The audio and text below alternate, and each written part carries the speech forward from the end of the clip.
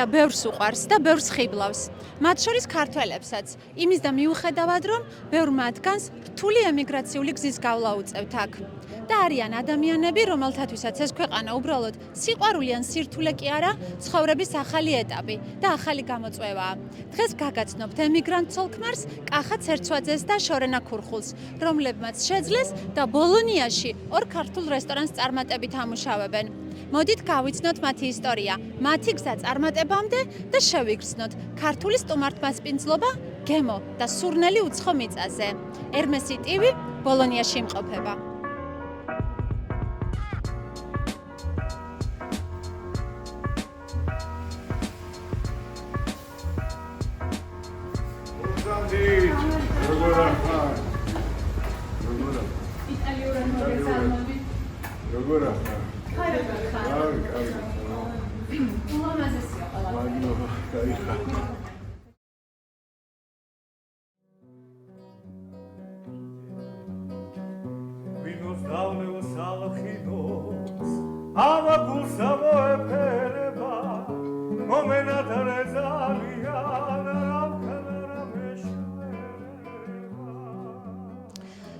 შორენო, როდესაც აქ შემოდიხარ, ამ საოცარ სივრცეში, ჩნდება შთაბეჭდილება, რომ ეს არ არის მხოლოდ ბიზნესი. არამედ არის ძალიან დიდი შრომის, საქმის და სამშობლოს სიყვარულის სინთეზი. მაგრამ სანამ თქვენ მიერ ბოლონიაში დატრიალებული აი ამ საოცრებების და სილამაზეების შესახებ შეგეკითხებოდეთ, მინდა გაიხსენოთ თქვენი პირველი დღე იტალიაში. ჩვენთვის წარმოუდგენელი იყო ეს ყველაფერი, როდესაც აქ ჩამოვედით პირველად. ძალიან დიდი ხნის უკან იყო ეს. ჩვენ ორი ერთად ჩამოვედით. ჯერ თავიდან არც გერმანიიდან არც ვიცოდით თავიდან რომელ ქალაქში მივდიოდით, უბრალოდ ვიცოდით, რომ იტალიაში მივდიოდით. და რატომღაც გეზი გქონდა აღებული დედაქალაქისკენ, ვიფიქრეთ, რომ უფრო რაღაცას ნახავდით. ჩვენ ცხოვრების ახალი ფურციდან დაწყებისთვის. მე რატომღაც მოხდა ასე, რომ მატარებელი გაჩერდა ქალაქ ბოლონიაში.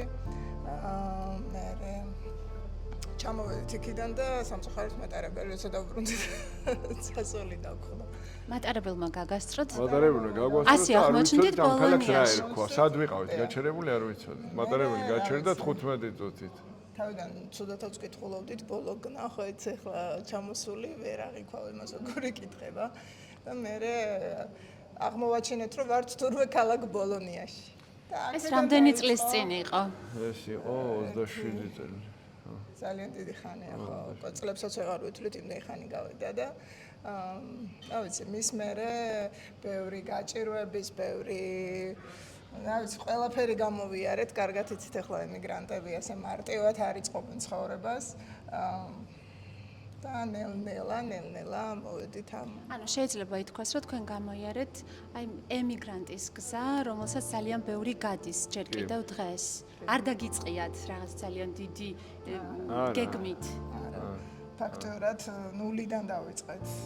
არაფერი ენა არ ვიცოდით, არაფერი არ ვიცოდით. ახლა როგორც ვთქვი, საერთოდ ისიც არ ვიცოდით, სად მოვდიოდით და ახლა წარმოუდგენელი იყო, რომ რაღაცა მიზანი ქონოდა, რაღაცა უკვე დაგეგმილი ქონოდა. ყველაფერი დავიწყეთ. ახლა რას ეტყოდით აი 27 წლის წინანდელ კახას და შორენას? ისევე იმ გზას გავივლი და არ მეშინოდა არავის ბევრი უკანსვლები იყო, ბევრი მეუბნებოდა, წადით სახში, ცოდოხართ, ბავშვები რო დაგყავდა უკვე ქართველები მეუბნებოდნენ. მაშინ არ იყო ბევრი ქართველები აქ, იყვნენ ახალგაზრდები ყავს და უფრო მოტივირებულები ვიყავით. წადით შვილო სახში ასე მეუბნებოდნენ სხვა ემიგრანტები, რომ წადით სახში, ნუ იტანჯებით აქ და მე სულ მეუბნებოდი შორენას და არ არსებობს, იქნება ის დღე, როცა ჩვენ ბოლოს გქონდა ხო ეს მიზანი, რომ ჩვენ მივაღწევთ ის რაც გვინდა, იმიტომ რომ ორივე აშკარად შრომის უნარიანები ვიყავით, ორივე მიზანდასახულები და ნუ და ერთგული დარჩა შენი საქმის, რაც მთავარია თქვენი ის შედეგი, რაზეც ხართ გასული, საქმის ერთგულების გარეშე და ყოველდღიური შრომის გარეშე არ გამოვა და ერთ დღეს თქვენ გადაწყვიტეთ შეგექმნათ პატარა საქართველო დიდ იტალიაში. იქ სადაც ძალიან დიდია კონკურენცია ზოგადად კულინარიას ვგულისხმობ. შეგექმნათ პატარა საქართველო იქ სადაც ფაქტობრივად არავინ არ იცნობდა, შეიძლება ითქვას, და არც არავინ ელოდა.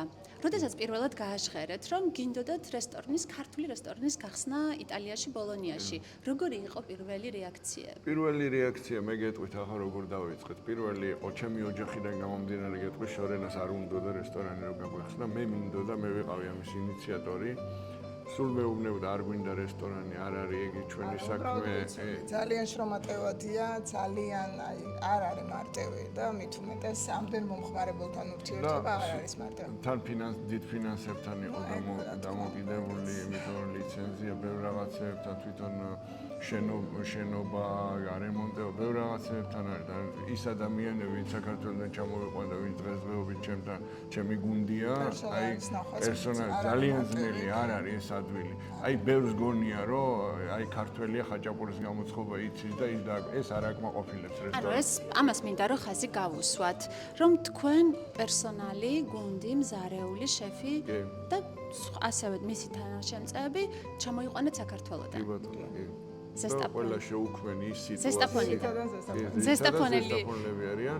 ძირითადად ზესტაფონელი შეუქმენი სიტუაცია, ვინა დავახვედრე, საბუთები გაუკეთე და ჩემ თანამშრომლებს უდგავარ მე როგორც დამსაქმებელი დავარქვათ და როგორც ოჯახის წევრები რა. ეს ძალიან იგრძნობა, თუმცა ამას შემდეგ თქვენს პერსონალს შევეკითხებით. ნახოთ ისინი რა სიტყვიან. საინტერესო. საინტერესო. თქვენ რო არ მოусმინოთ ისე. ეს შეფია ჩვენი? უფროსი თქვენ ხართ როგორც მივხვდი? არა. მე ჯერჯერობით უფროსია. კარგი, მაშინ გითხარით, კახა როგორი უფროსია? კახა და შორენა. რა ვიცი, მე პირადად უფროსად არ ვთვლი, იმიტომ რომ ისე მეგობრულად ვართ და ისე ოჯახის წევრები ვითვლით, რომ ვერ ვფიქრობ, რომ ჩემთვის უფროსები არიან. თუ წარმოიდგინეთ ოდესმე, რომ იტალიაში აი ამ გარემოში მოხვდებოდით. მაგას ვიფიქრებდი, ზესტაფონში გაზდილი. იტალიელები რამდენად პრეტენზიული კლიენტები არიან? რა, ბევრს მაგალითად არ მოწონს ძალიან ბევრი ნიორი, კორიანდოლო, კინზ, როგორც ქართულად რო ვთქვათ, კინზი. ოსტრი წარეს ვაკეთებ ხოლმე, ოსტრი არის, ოსტრი წარე უნდა იყოს და თავარია რომ ძალიან ბევრი გქოს კმაყოფილი. რამდენი ხანია რაც პანი ჯორჯიანოში მუშაობს და როგორია თქვენი გამოცდილება, შთაბეჭდილებები? 2 წელზე მეტია რაც პანი ჯორჯიანოში ვმუშაობ, საუკეთესო თანამშრომლები, საუკეთესო უფროსები, გამგები ყველა მხრივ. მე აქ შევისწავლე ყველაფერი მასწავლეს. ძალიან კარგად ვგრძნობთ თავს, ყველა ოჯახური გარემო გვაქვს. Come lavorare con i georgiani? Molto bello, molto buono e poi stai parlando una nuova lingua, quindi Quindi ci può dire qualche parolina georgiana? molto poco. E non so, magari Proviamo. tipo rato, ho, ara, mandloba, un po' molto base, poi qualcosa sui piatti, capire magari i piatti tipo cikibi, insomma qualcosa su cikibi, bicchieri, no? Cichebi. Sugli accenti ancora ci sto lavorando, sulla pronuncia anche. E non so, chiacchiere così tipo lai, magari. Clienti italiani quale piatto scelgono di solito? Il preferito? Quello che va per la maggiore è la ciaruli cacciapuri, perché comunque si vede spesso magari sulle immagini, è un piatto abbastanza famoso visivamente. E poi quando scoprono i chincali anche è un piatto che piace tanto. ძალიან ძნელი იყო ამ ყველაფრის დაწყება. მე ვიყავი ამის ინიციატორი და სულ ვეუბნებოდი ჩემ მეუღლეს, მე დავდებ იმ შედეგს, რაც არ დაუდვია არასდროს. ამ შუაგულ იტალიაში ყველას ვანახებ, მთელი იტალიას ვანახებ, რომ საქართველოს ქართული სუფრა, ქართული კულტურა არ შემოიფარგლება ბჭყალებში, როგორც სამართმა იციან სხვა კატეგორიის ხალხიდან, იმიტომ რომ ჩვენს გვაქვს კულტურა და ჩვენს გვაქვს ბევრი რაღაცა კარგი. გადავწყვეტეთ, რომ ხინკლის მომზადების პროცესში მივიღო მონაწილეობა და სტუმრებს დავაგემოვნებინათ ჩემი მომზადებული ხინკალი, ვნახოთ რა გამომივა. აბასადარი ხინკალი. ახალი თანამშრომელი ყავს. გოჩი. ვიღაც დაუკარგა. საერთაშორის საზანოს გოჯია. საზანოს საზანო გოჯი? ის სად არის? კი, როგორ არის? საზანოს. დიდი ხანი კი ვართ იტალიაში, მაგრამ საქართველოს რა დაგვავიწყებს? ეს რომელ ხინკალს ამზადებთ? ქალაქ ხორცის იქნება? ხო, ქალაქი. იმიტომ რომ ჩვენ აქ სულ ქალაქლები ვართ.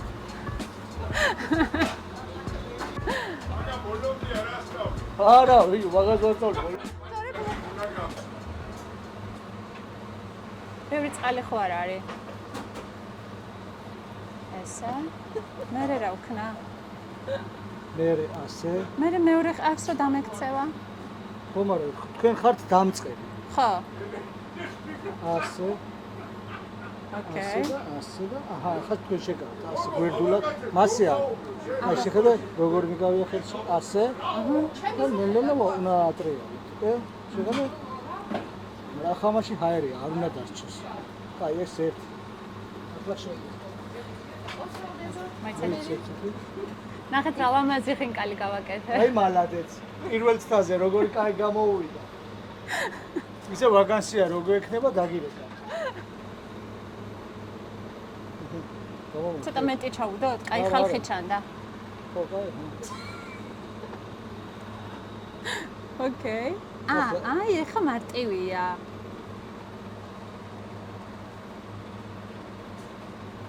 მართლა ვაკეთებ, განა ვაჩვენებ თავს.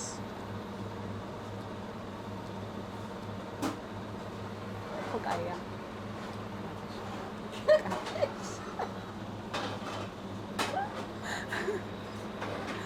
გავაფუჭე? არა, არ მინდა ზარალში წავიყვანო კახა.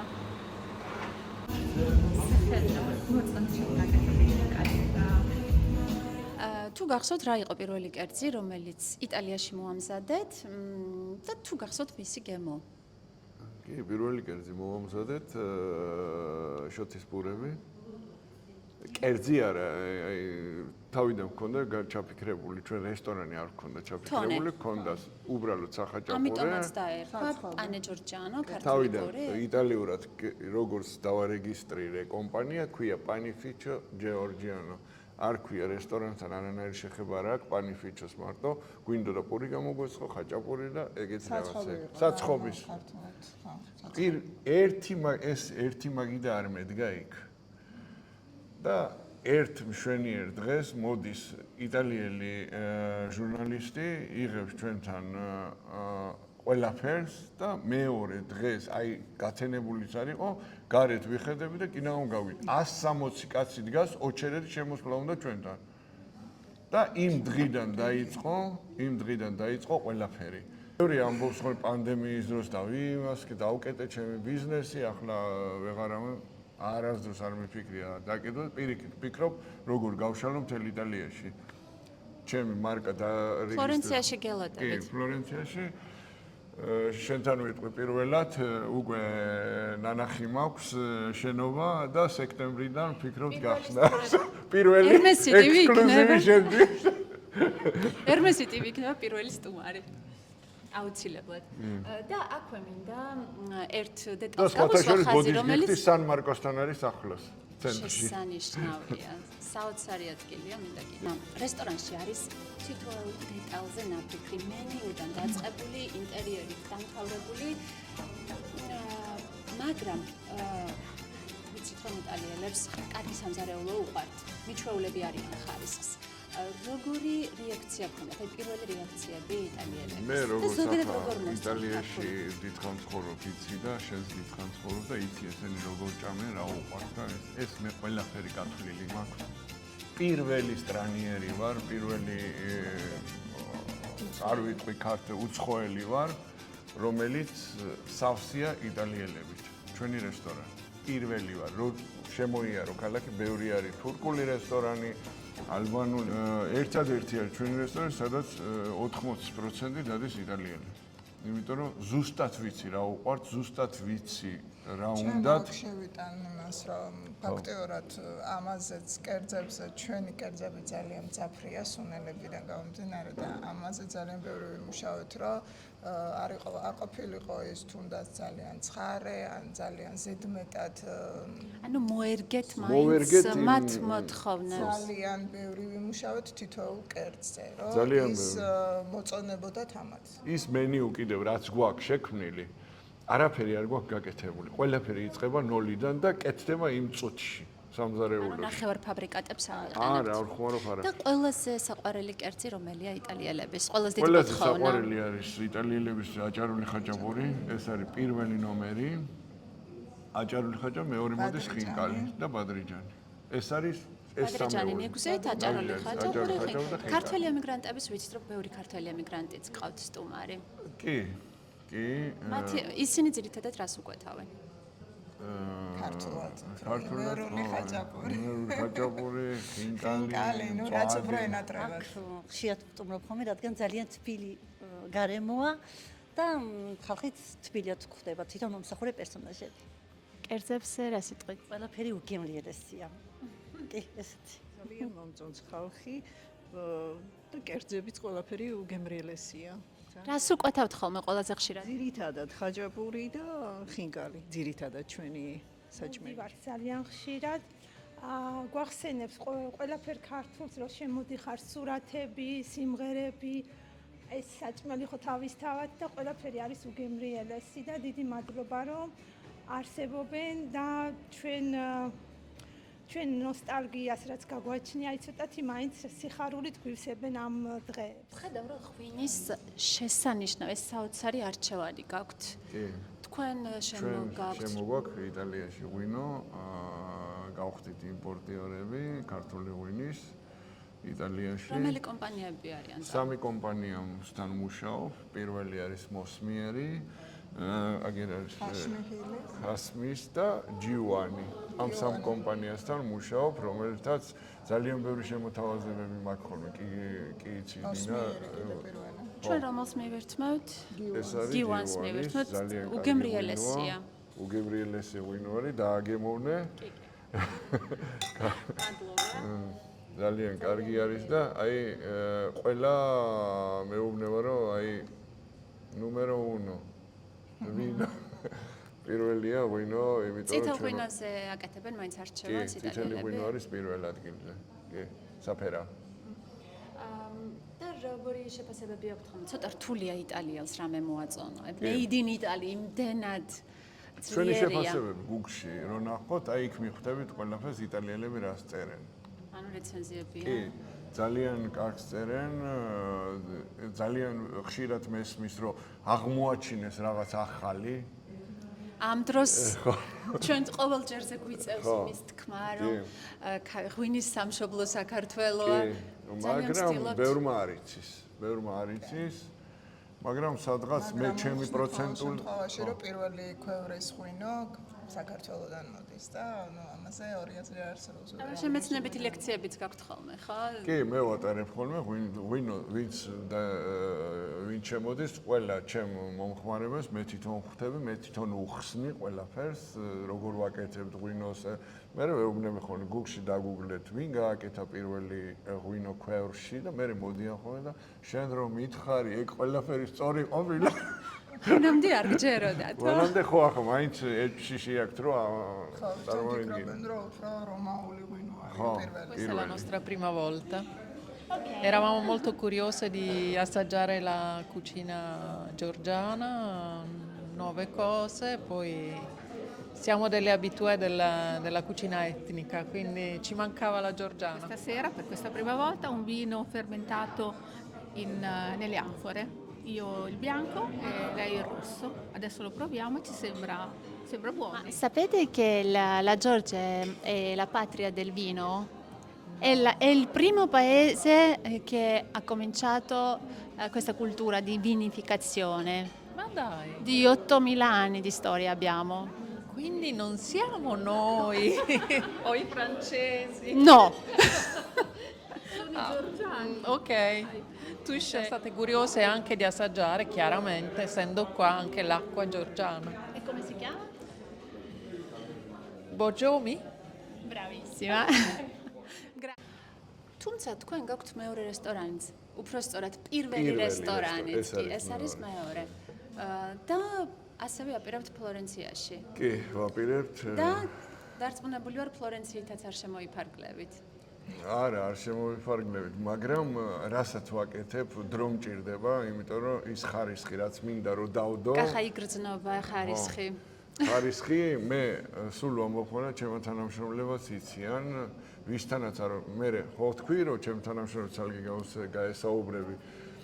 ვისთანაც არ უმუშავიათ, ჩემნაირი დამფუძნებელი მათ არ ყოლიათ არა დროს. ყველაზე ლამაზი შეფასება საქართველოსი და სხვა რესტორნებთან არ მინდა სახელებს მე არ დავასახელებ, ყველაზე ჩემი მომხმარებლისგან ისევე იტალიელ ქართველებს არ გეუბნებით, იყო ის რომ თქვენთან არის სხვა გემოები, აი ორიგინალი, თბილისში რაც მიჭამია ისევე მიგრძნია თქვენთან. მე მინდა ჩემს ოპერატორს ვუთხრა, აი დამემოწმება, რამდენჯერ მithქვამს საქართველოში რომ საუკეთესო რესტორანში და მიგემოვნებია, ისეთი კერძებია პანე ჯორჯიანოში. Queste creme di verdura con le noci che sono sì, molto fresche, molto buone. Ma vi ha fatto venire la voglia di viaggiare in Georgia? Assolutamente sì. Il piatto preferito? Non lo pronuncio nella vostra lingua perché purtroppo non la proviamo. No, è diciamo il pane col formaggio in doppia cottura. Khachapuri. Khachapuri. ოჯახის წევრები, ცოლ-ქმარი და ბიზნეს პარტნიორები შეიძლება იყოს როგორც ძალიან დიდი პლუსი საქმისთვის, ასევე მინუსიც. თქვენ როგორ ახერხებთ აი აქ ბალანსის შენარჩუნებას? შორენა ძალიან ისე გაგეღიმა. რა ვიცი, ახლა როგორც ოჯახის წევრები როგორ ავთქვა? საოჯახო თემებზე ნაკლებად ვკამათობთ, იმდენად სულ ამაში ვართ ჩართული. მაგრამ ბიზნესზე ძალიან ბევრს ვკამათობთ, იმიტომ რომ ორი სხვადასხვა ადამიანი ვართ, რაც არ უნდა იყოს, ორი სხვადასხვა აზრია და იმისთვის რომ რაღაცა კარგი შევქმნათ, კამათი აუცილებელია, სხვანაირად არ გამოვა. იმიტომ რომ ახლა მე ვარ ძალიან რისკიანი ადამიანი, შორენა არ არის რისკიანი ნაკლებად. ბოლოს რა თემაზე იკამათეთ? რა თემაზე ვიკამათეთ? მე ვიტყვი, ეს იყო ერთი კვირის უკან. ვიკამათეთ ფლორენციაში რესტორნის გახსნაზე, ჩემ მეუღლეს არ უნდა პირდაპირ გეტყვით ფლორენციაში რომ გავხსნათ, მაგრამ მე მინდა საჩივარს დავწერთ. მე მინდა, იმიტომ რომ ზუსტად როგორც არ არის მარტივი, მაგრამ მე ჩემი თავის იმედი მაქვს, როგორც შენ გიყურებ, იმ შედეგს დავდებ, რაც დავდები ბოლონიაში, არა აქვს მნიშვნელობა, ფლორენცია იქნება, რომი, მილანი თუ ნაპოლი. იმას გავაკეთებ, რასაც აქ ვაკეთებ, იმიტომ რომ ჩემ თავს ამ სფეროში უკვე უყურებ როგორც პროფესიონალს, მით უმეტეს საერთოდ რესტორანში მარტო დავდიოთ საჭმელად. იმიტომ რომ პროფესია თქვენი სულ სხვა. მოდი ესეც თქვათ გავამხილოთ. ჩემი პროფესია არის ექიმი ვარ.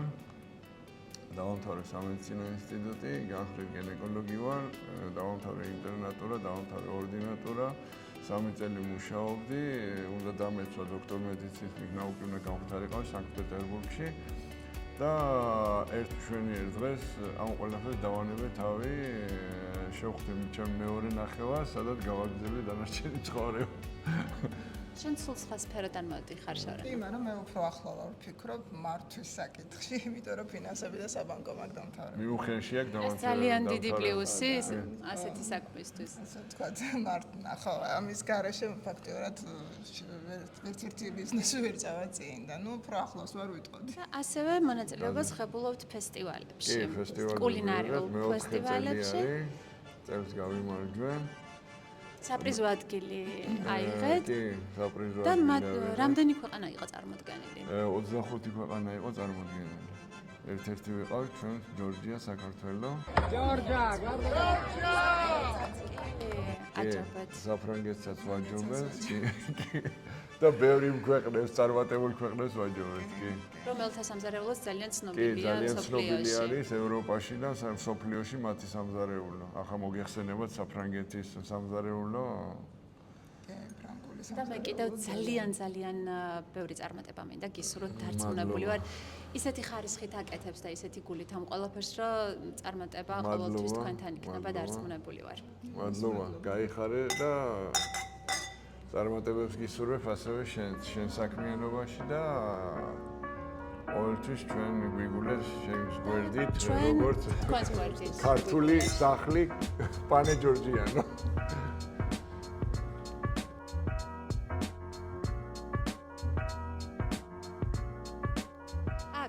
ბოლონიის ამშვიდ ქუჩაზე მდებარეობს ადგილი, სადაც კახადაშორენა ქართულ ტრადიციას, გემოს და სტუმართმოყვარეობას უცხოელებს და სამშობლოს მონატრებულ ემიგრანტებს უზიარებენ. ეს არის ადგილი, სადაც ერთხელ თუ მაინც მოხვდებით, აუცილებლად დაბრუნდებით და თქვენს იტალიელ მეგობრებსაც თამამად და ამაყად გაუზიარებთ.